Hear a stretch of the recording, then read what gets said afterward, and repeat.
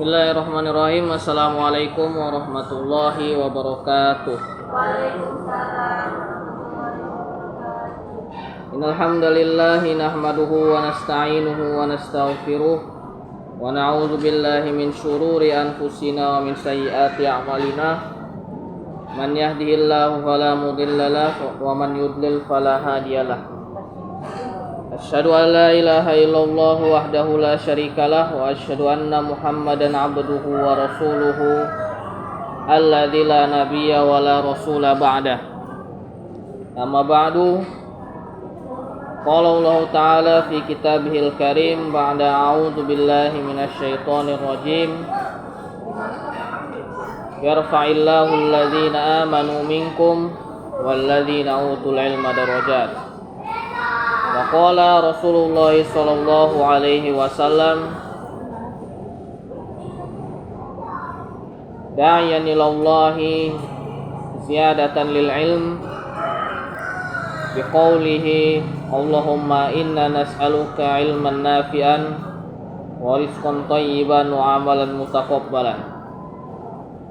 Ibu-ibu jamaah pengajian yang dirahmati oleh Allah Subhanahu wa taala, kembali lagi kita bertemu di salah satu rumah Allah Subhanahu wa taala dalam rangka menambah ketakwaan kita kepada Allah Subhanahu wa taala dengan tambahan ilmu yang bermanfaat untuk kita sekalian. Telah selesai kita pada tafsir atau faidah-faidah dari surat Al-Fatihah. Dan sekarang untuk pertemuan hari ini dan berikutnya, insyaallah kita akan membahas mengenai faidah-faidah yang terdapat dalam surat-surat di Juz Amma. Kenapa saya memilih Juz Amma? Yang pertama karena surat-surat di Juz Amma ini tergolong surat-surat yang pendek. Itu yang pertama. Dan yang kedua, surat-surat di Juz Amma ini adalah surat-surat yang sering kita baca secara keseharian dan juga dihafalkan.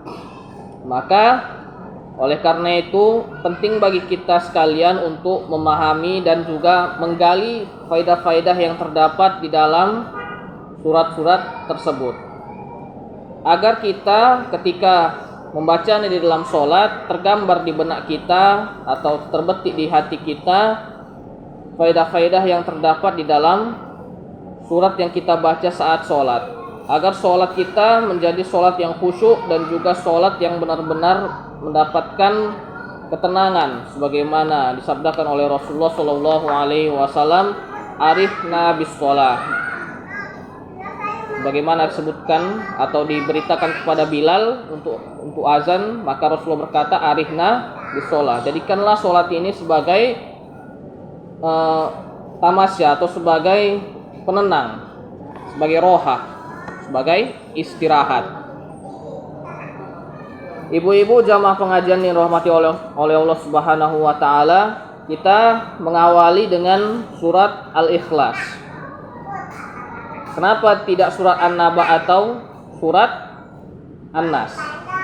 Yang pertama, kenapa tidak dari surat An-Naba? Karena surat An-Naba terlalu panjang. Dan juga mungkin akan menghabiskan beberapa pertemuan sebelum kita menyelesaikan satu surat. Jadi insyaallah kita mulai dengan surat-surat yang pendek terlebih dahulu. Kemudian kenapa bukan surat An-Nas? Karena surat An-Nas itu memiliki keterkaitan dengan surat-surat sebelumnya, yaitu surat Al-Ikhlas, Al-Falaq dan juga An-Nas. Maka tiga surat ini memiliki keterkaitan yang sangat. Dan pangkal dari tiga surat ini yaitu surat Al-Ikhlas. Maka saya mulai dari surat Al-Ikhlas. Nah, surat Al-Ikhlas yaitu firman Allah Subhanahu wa taala, bismillahirrahmanirrahim. Qul huwallahu ahad, Allahus samad, lam yalid wa lam yulad wa lam yakul lahu kufuwan ahad. Sebelum kita masuk kepada pembahasannya, alangkah baiknya kita terlebih dahulu mengulas apa tema yang terdapat dalam surat ini. Jadi tema surat ini secara garis besarnya adalah penjelasan mengenai sifat-sifat Allah dan pentingnya tauhid. Penjelasan mengenai sifat-sifat Allah dan pentingnya tauhid. Kemudian di dalam surat ini ada beberapa kata yang mungkin agak asing kita dengar, yaitu pertama as-somad.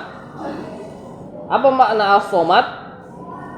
Maka Abu Hurairah menjelaskan bahwa as-somad itu maknanya adalah yang tidak memerlukan sesuatu apapun, sedangkan segala sesuatu bergantung kepadanya.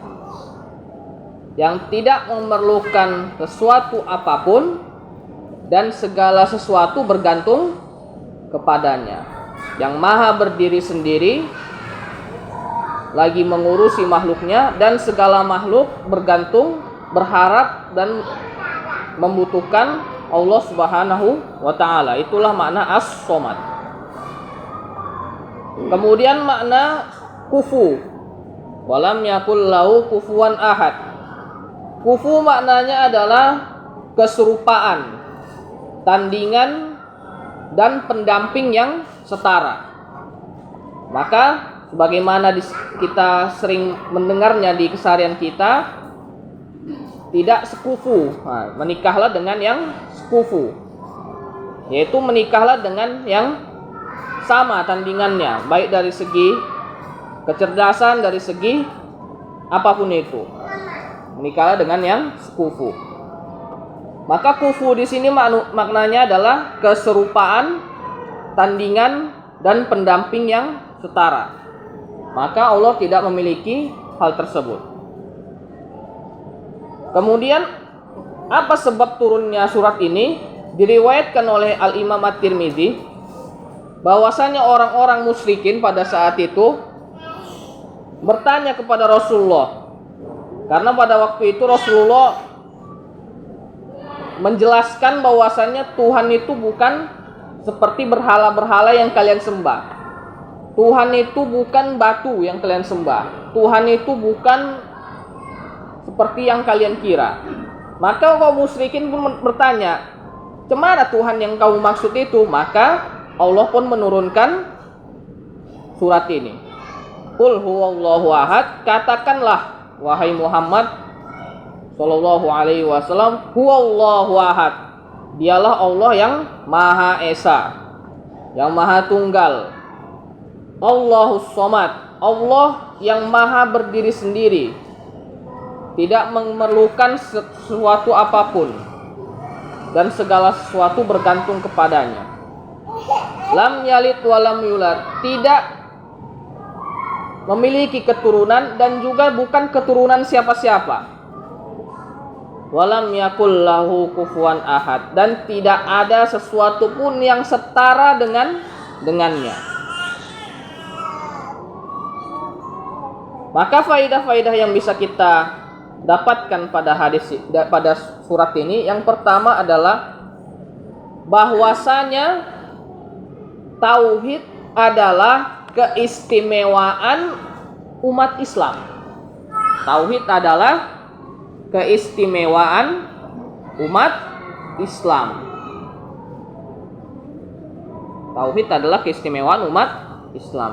Karena tidak ada umat di muka bumi ini, ibu-ibu, tidak ada pengikut agama-agama lain di muka bumi ini, ibu-ibu, yang mengamalkan tauhid ini, ibu-ibu, yang hanya beribadah kepada satu Tuhan.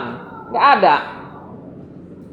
Ada yang beribadah kepada satu Tuhan, tapi secara tiga, three in one, katanya. Ada yang beribadah kepada satu Tuhan, tapi Tuhannya manusia. Jadi tauhid adalah keistimewaan bagi umat Islam.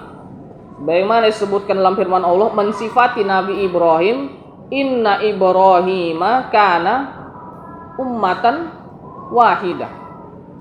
Sesungguhnya Ibrahim itu adalah umat yang satu. Maksudnya umat yang satu itu adalah umat yang bertauhid. Umat yang bertauhid. Maka tidaklah dikatakan kaum muslimin kecuali dia adalah umat yang bertauhid. Maka kebalikannya, apabila seseorang tidak bertauhid, maka dia tidak menerima keistimewaan sebagai umat Islam. Kemudian yang kedua adalah surat Al-Ikhlas senilai dengan sepertiga Al-Quran. Senilai dengan sepertiga Al-Quran.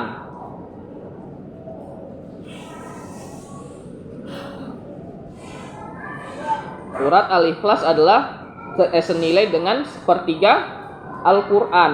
Dilihat dari dua sisi. Dilihat dari dua sisi. Yang pertama dari sisi pahalanya. Dari sisi pahalanya.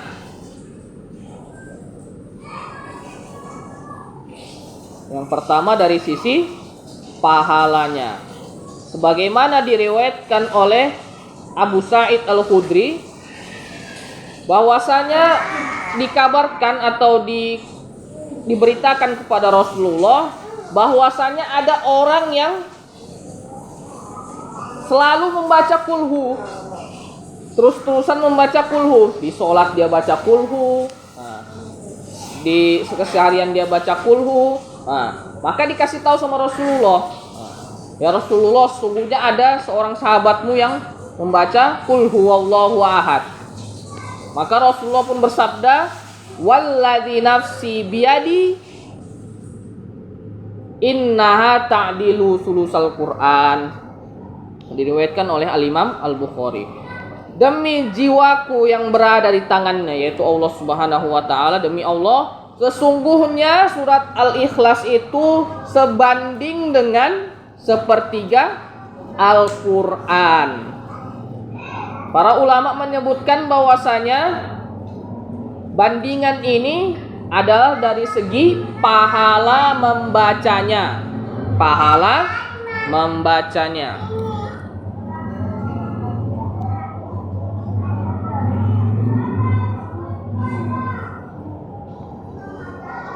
Kemudian yang kedua adalah dari sisi kandungannya.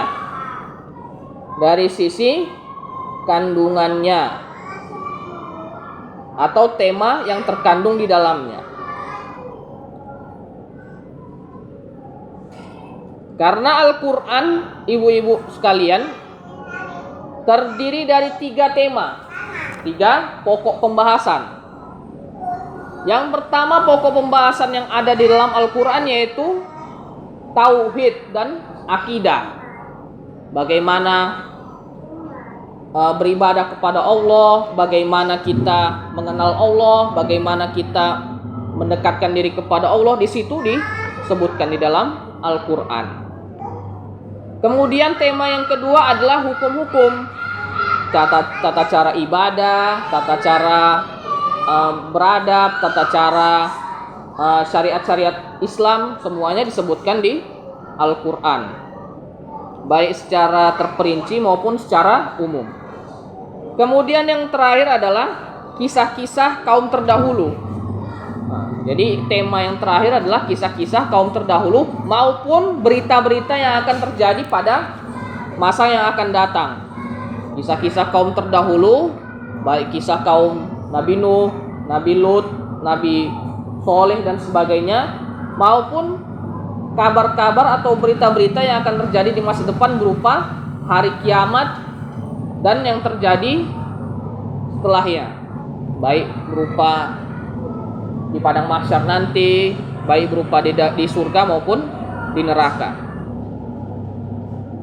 Maka dari 3 tema ini, surat Al-Ikhlas masuk ke tema yang mana, ibu-ibu? Tema yang tauhid dan akidah. Jadi di antara 3 tema ini ada satu tema yaitu tauhid dan akidah. 1/3. Sepertiga. Maka surat Al-Ikhlas itu mencakup kandungan Al-Quran sebanyak sepertiganya, yaitu tentang tauhid dan akidah. Kemudian faedah yang selanjutnya adalah anjuran untuk mengajarkan Al-Quran kepada anak. Anjuran untuk mengajarkan Al-Quran kepada anak. Ini faedahnya dari mana kita ambil? Yaitu dari kata kul. Dari kata kul. Bagaimana bisa dari kata kul bisa muncul faedah ini? Karena di situ, di asbabun nuzulnya atau di sebab turunnya ayat ini, Allah mengajarkan kepada Nabi surat Al-Ikhlas.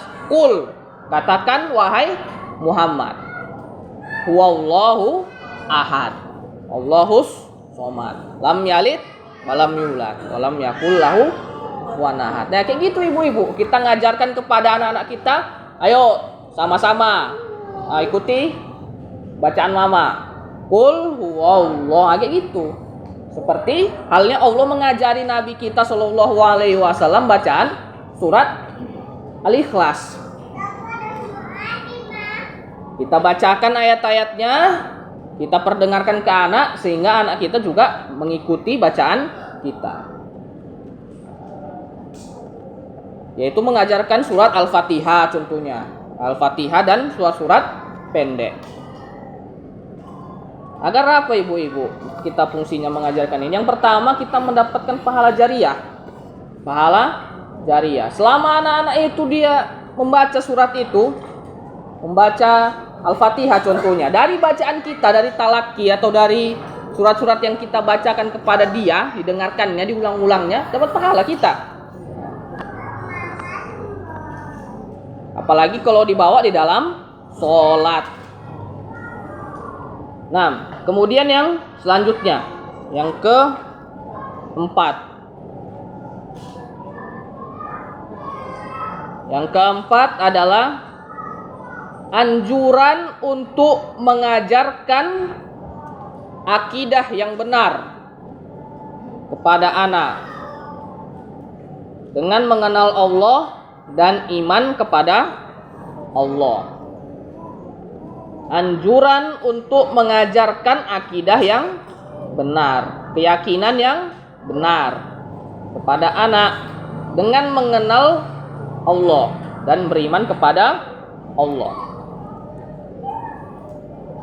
Ya, faedahnya tadi dari kata kul. Nah, dari kata kul tadi.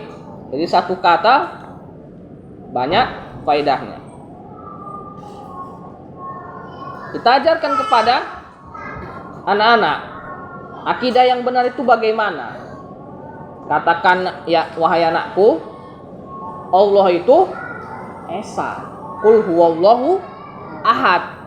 Nah, kita kenalkan Allah ibu-ibu kepada anak-anak kita gitu. Nah, misalnya ketika melihat gunung atau melihat pemandangan yang indah, katakan, wahai anak, sesungguhnya yang menciptakan ini adalah Allah gitu. Yang menciptakan semua ini, yang bagus-bagus ini Allah. Nah, kemudian ketika kita melihat atau mendengar suara yang bagus, contohnya mendengar suara burung itu, tengok burung itu, dia bersuara dengan indah. Siapa yang menciptakannya? Allah. Kita tunjukkan kepada anak kita akidah yang benar kepada Allah. Misalnya ketika anak-anak kita suruh ngambil cangkir, tapi dapur gelap contohnya. Misalnya kita suruh anak kita ambil cangkir di dapur yang gelap, takut dianya, takut gelap. Kita katakan kepada anak kita, jangan takut, sesungguhnya Allah Maha Besar. Nggak ada yang bisa menyakitimu kecuali dengan izin Allah gitu. Jadi nggak ada itu ibu-ibu. Takut hantu itu adalah keyakinan yang salah. Takut dia papai, wewe gombel, takut diculik sama jin, nah itu adalah keyakinan yang salah. Karena tidak ada yang bisa mencelakai siapapun kecuali atas izin Allah. Nah, mungkin itu saja yang bisa kita ambil faedahnya dari surat ini. Apabila mungkin ada pertanyaan, maka kita buka sesi tanya jawab. Dipersilahkan kepada ibu-ibu sekalian.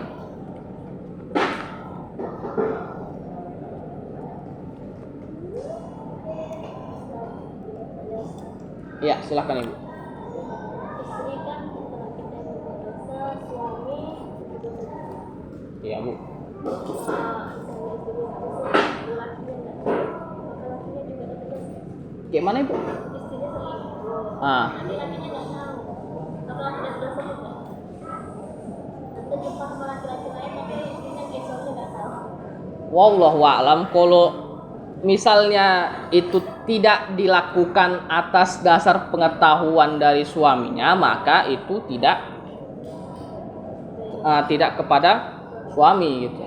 Tidak ditanggung suami dosanya, tapi ditanggung oleh istrinya, dan istrinya wajib bertobat atas hal tersebut gitu. Ya. Jadi kalau suaminya selingkuh, Ustaz, yang nanggung dosanya enggak kita juga kan? Enggak insya Allah bu. Itu udah pribadi tuh bu. Berarti yang pasti tanggung dosa masing-masing. Tanggung dosa masing-masing lah itu.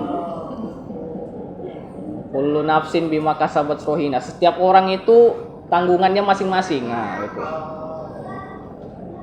Tanggungannya masing-masing. Karena kalau pahala bisa barengan, tapi kalau dosa tanggungnya masing-masing.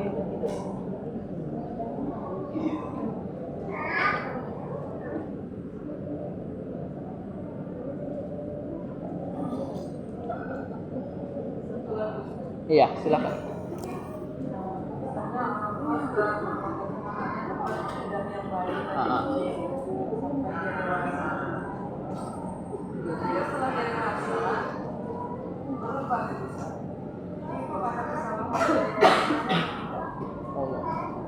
Nah, bismillah. Jadi kalau misalnya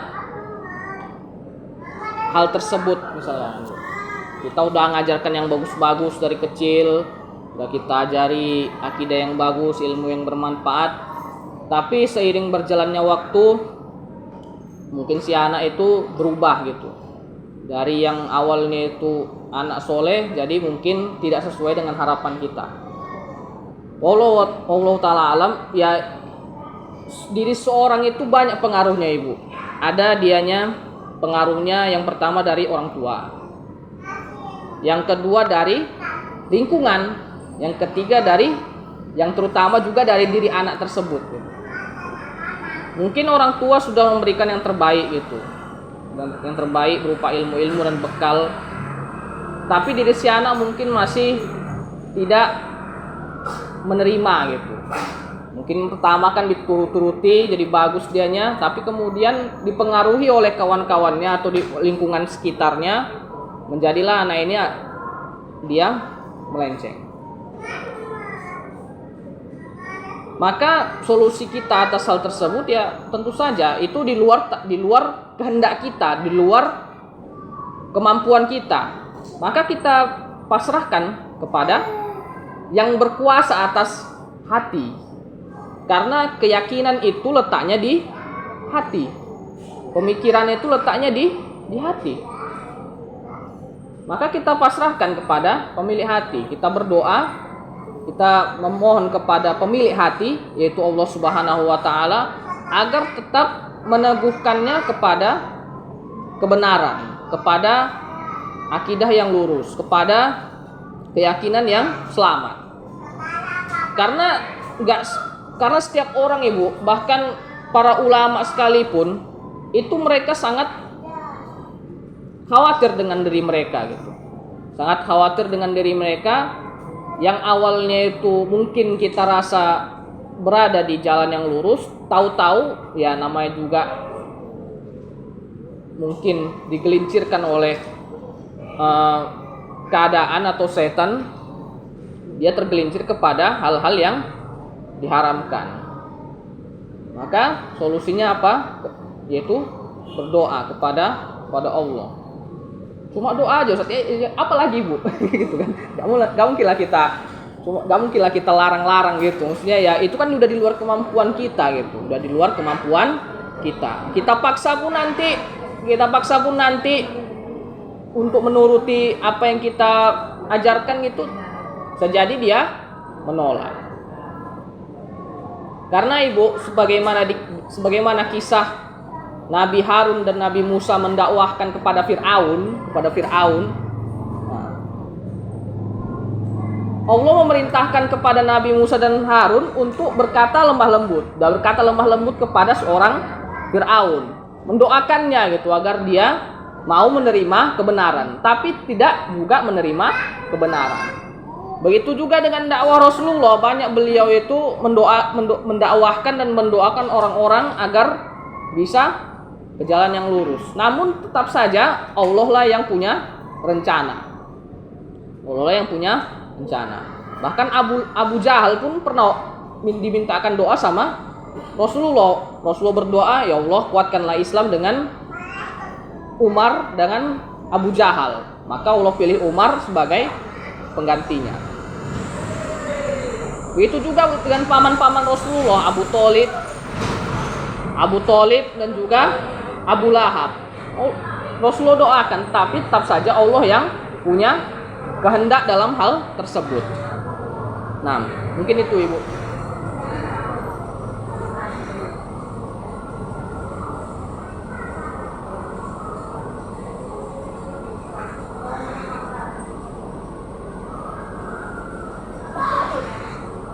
Ada lagi Ibu?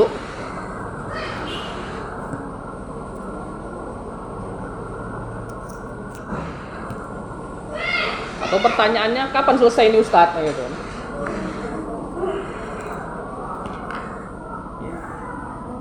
Baik, udah berapa?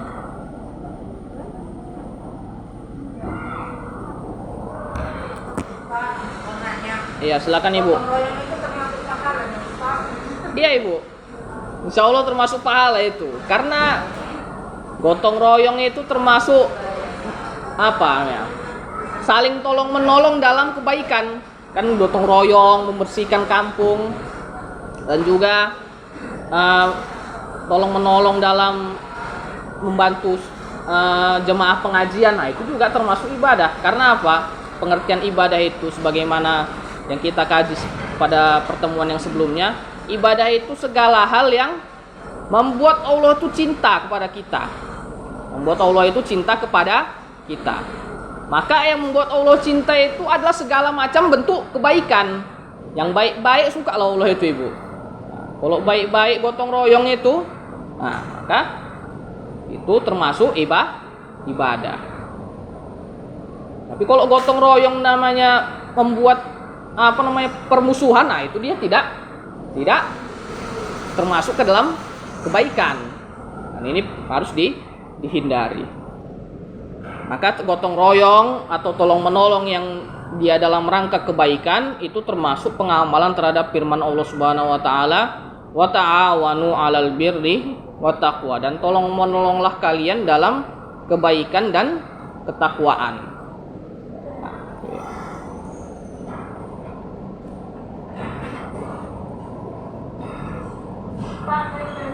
Iya, silakan. Iya. Latin itu apa Pak? Kata Tuhan latin sama artinya gitu. Oke, Bu.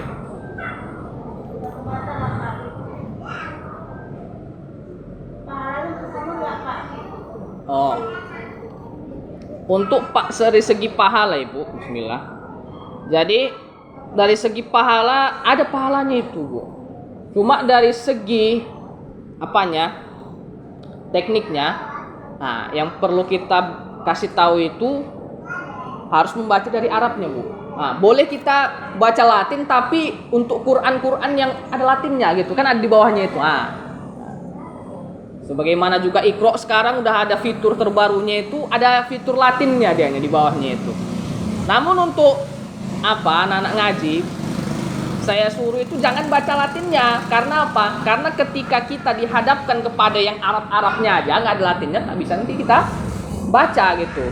Dia kita terfokus hanya kepada Latinnya, maka kita usahakan, kita biasakan, kita kenal kepada huruf-huruf Arab, yang Arab-Arabnya itu. Nah, kayak mana bentuk-bentuknya. Karena huruf Arab ini unik, Ibu. Kalau dia nyambung sama dia sendiri, beda dia apanya, bentuknya. Nah, kalau huruf H nyambung, ada perutnya. Kalau nggak huruf H nyambung, nggak ada perutnya. Kalau huruf H sendiri, ada perutnya, gitu. Gitu juga huruf Ain. Nah, itu dia. Jadi kita ketika hendak membaca Quran, usahakan semampu kita untuk membaca juga sekalian Arabnya. Dan ini pernah ditanyakan juga sama Buya Hamka rahimahullah. Jadi ada ibu-ibu yang bertanya kepada beliau dari lewat surat, bertanya kepada beliau, Buya, bagaimana hukumnya atau bagaimana menurut Buya kalau kita baca Quran itu dengan menggunakan Quran yang Latin, nah gitu. Jadi Quran yang dia baca Latin. Maka Buya Hamka pun bilang, bisa aja Ibu, cuma nanti dikhawatirkan terjadi kesalahan pelafalan atau pengucapan hurufnya. Karena huruf Latin itu ada yang tulisannya DH-A, bisa dibaca do, bisa dibaca da, gitu. Kalau kita nggak tengok Arabnya, bisa salah itu nanti. Nah, gitu dia. Jadi kita usahakan membacanya dengan huruf Arabnya. Dan membaca Al-Quran itu pahalanya, Ibu, sebagaimana disebutkan dalam hadis, pahalanya itu barang siapa yang membaca Quran dengan baik, maka dia bersama dengan safaroti kiromim baroroh, yaitu bersama dengan para malaikat. Dan orang yang membaca Al-Quran dengan terbata-bata atau masih dalam proses itu mendapatkan 2 pahala. Jadi nggak apa dia, nggak serta merta kita belum pandai baca Quran itu tak dikasih pahala sama Allah. Enggak, bahkan usaha sekecil apapun itu dikasih pahala. Nah, karena Allah Subhanahu wa taala la yudhi'u ajrol musinin, tidak meremehkan pahala, tidak meremehkan usaha orang-orang yang hendak berbuat baik gitu. Jadi kalau kita baik akan dinilai oleh Allah Subhanahu wa taala. Ya, Ibu itu.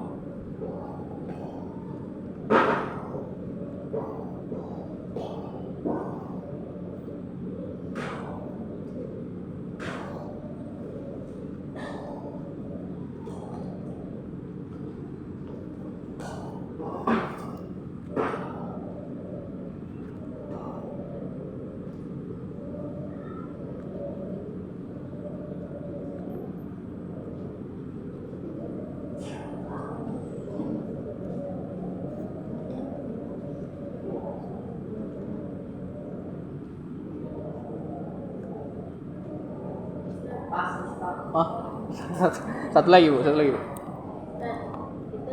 udah kita Ustaz. Nah, ingat anak kita masih kita Ustaz. Jadi kita yang melakukan anak kita. Jadi betul. Maksudnya Batal nggak? ketika berwudu gitu. Jadi berwudu. Jangan ada kencing. Jadi kita dari situ. Jadi itu wudhunya batal. Nah, untuk yang Bismillah. Jadi untuk yang perkara memegang kemaluan tadi karena kan hajat gitu, Allah tidak membatalkan Bu. Karena untuk perkara memegang kemaluan ini ada beberapa pendapat dianya. Kalau mazhab Imam Syafi'i itu mengatakan memegang kemaluan dengan segala bentuk atau segala kondisi itu bisa membatalkan berwudu. Adapun kalau mazhab yang lain seperti mazhab Imam Ahmad bin Hambal dan juga mazhab Imam Malik mengatakan bahwasanya memegang kemaluan itu ada kondisi tertentunya. Ada kondisi tertentunya, yaitu memegang kemaluan dengan syahwat gitu. Jadi memegang kemaluan yang menimbulkan reaksi, itu baru bisa membatalkan wudu. Karena ada reaksi dari dalam tubuh. Sedangkan memegang dengan kondisi hajat tertentu seperti tadi mengganti popo atau mengganti celana, maka ini tidak mengapa dan tidak termasuk ke dalam hal-hal yang membatalkan tadi.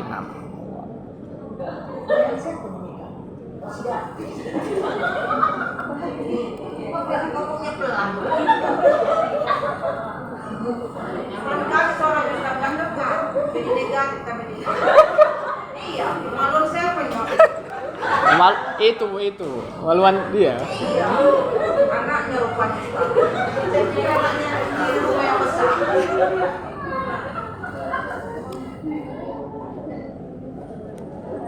Ayolah ibu, kalau udah bisik-bisik namanya bisa menimbulkan apa ya kan? Iya, makanya. Karena tidak pilih, Ustaz. Astaga. Tadi si Bila yang satu ini dari main. Berarti udah klarifikasi ya Bu. Berarti tadi anaknya. Bukan anak yang besar di rumah. Bukan itu Bu. Kalau yang itu pasti menimbulkan reaksi itu. Gak usah kalau ditanya Ustaz, apa itu?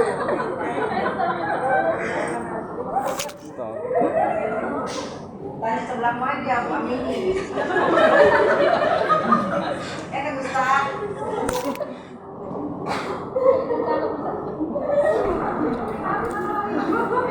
Ustaz dulu soalnya Ustaz, pas Ustaz. Iya. Suasana Brastagi nih Bu. Agak dingin Bu. Tapi kata Ustaz ini memang ceramah hujan aja kan kekuatan.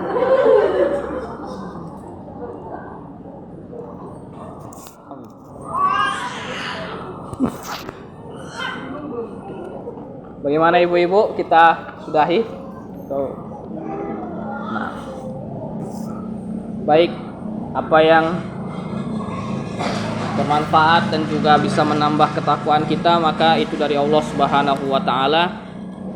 Dan apabila ada hal-hal yang kurang berkenan di hati ibu-ibu sekalian berupa penyampaian kata-kata yang dipilih atau dari segi ilmu yang dirasa kurang cukup, maka itu dari diri saya pribadi yang serba kurang dan sebanyak kekurangannya, maka hanya kepada Allah lah kita meminta ampun. Dan kepada ibu-ibu sekalian saya mohon maaf. Saya tutup dengan doa kafaratul majlis. Subhanakallahumma bihamdihi, subhanakallahumma bihamdika, asyhadu an la ilaha illa anta, astaghfiruka wa atubu ilaik. Assalamualaikum warahmatullahi wabarakatuh.